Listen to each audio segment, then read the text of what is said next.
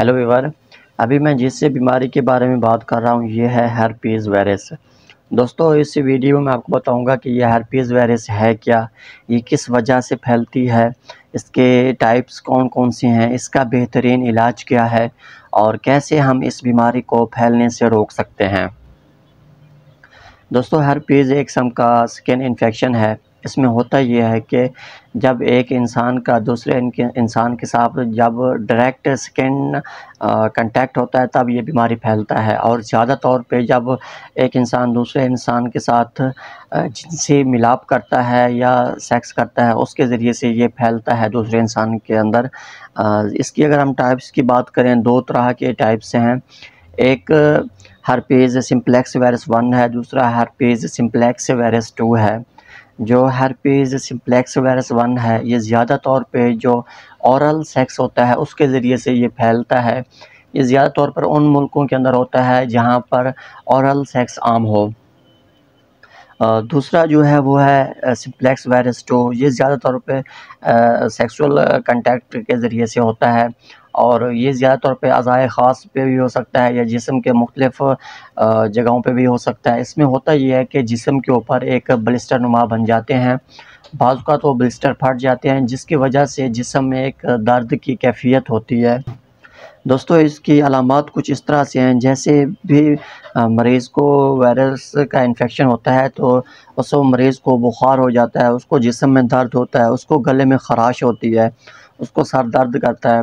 दोस्तों एक अलामात ये है कि उस मरीज़ के जो लिम्फ नोड्स हैं वहाँ पर एक किस्म की सोजिश वग़ैरह हो जाती है। दोस्तों लिम्फ नोड्स जो हैं एक किस्म की चेक पोस्ट हैं हमारे जिस्म के। यहाँ पर वाइट ब्लड सेल होते हैं, ये फ़ाइट करते हैं, लड़ते हैं हर उस पार्टिकल से जो बाहर से आता है। वो वायरल की शक्ल में हो सकता है, वो बैक्टीरिया की शक्ल में हो सकता है या बाज़ औक़ात कोई फंजाई वग़ैरह हो सकती है। तो उस जगह पर सोजिश वग़ैरह हो जाती है जिस जगह पे इनकी फ़ाइट होती है। और ये जो लिम्फ नोड्स हैं ये एक मटर के दाने के साइज़ के बराबर होते हैं और एक जिस्म के अंदर ये कई जगह पर वाक़ होते हैं। दोस्तों अगर हम इसके ट्रीटमेंट की बात करें, इसके ट्रीटमेंट में जो एंटीवायरल इस्तेमाल किया जाता है वो सबसे ज़्यादा जो इस्तेमाल किया जाता है वो एसाइक्लोविर के अंदर है। वो एसिलेक्स ब्रांड है उसके हवाले से, और टैबलेट फॉर्म में भी हो सकती है, क्रीम फॉर्म में भी हो सकती है। दोस्तों जो अब मरीज़ को जो सिम्प्टोमेटिक ट्रीटमेंट दी जाती है उसमें पेन किलर इस्तेमाल किए जाते हैं, एंटीपायरेटिक इस्तेमाल किया जाता है। उनकी अगर हम बात करें, ये नेप्रोक्सन आपको स्क्रीन के ऊपर दिख रहा है, या इबुप्रोफेन के अंदर हो सकती है, मेफेनेमिक एसिड में हो सकता है, कोई भी ऐसी चीज़ हो सकती है जिसका जो हमारा मकसद होगा उस मरीज़ का बुखार कम करना है और उसके बाद उसके जिस्म में जो दर्द है उसको ख़त्म करना है। दोस्तों अब बात यह है कि हम कैसे उस बीमारी को फैलने से रोक सकते हैं। उसके कुछ एहतियाती तदाबीर हैं, वो ये है कि अगर किसी एक बंदे को वायरस का इन्फेक्शन है, बेहतर यही है कि वो अपने पार्टनर को आगाह कर दे ताकि ये बीमारी मज़ीद ना फैले। और कोशिश करे वो बंदा अब किसी के साथ भी जिनसी मिलाप का ताल्लुक़ ना रखे। और दूसरी बात ये है कि अगर उसने सेक्स वग़ैरह करना भी है तो बेहतर यही है कि वो कंडोम वग़ैरह का इस्तेमाल कर ले।